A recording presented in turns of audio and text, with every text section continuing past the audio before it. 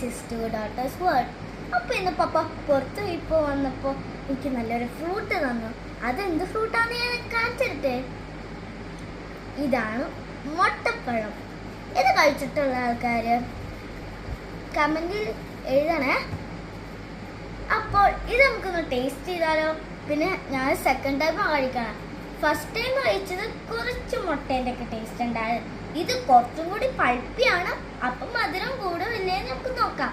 അപ്പോൾ നമുക്കൊന്ന് കട്ട് ചെയ്താലോ. നമുക്കിത് തുറന്നാലോ.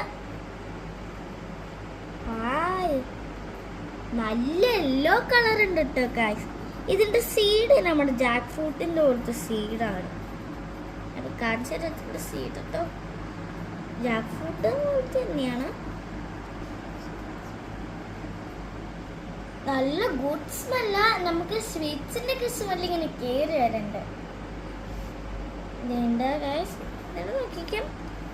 ഇതിൻ്റെ കുരുയുടെ കളർ ഒരുമാതിരി ബ്രൗണിഷ് റെഡ് കളറാണ്. ഇനി നമുക്കിതൊന്ന് ടേസ്റ്റ് ചെയ്ത് നോക്കിയാലോ.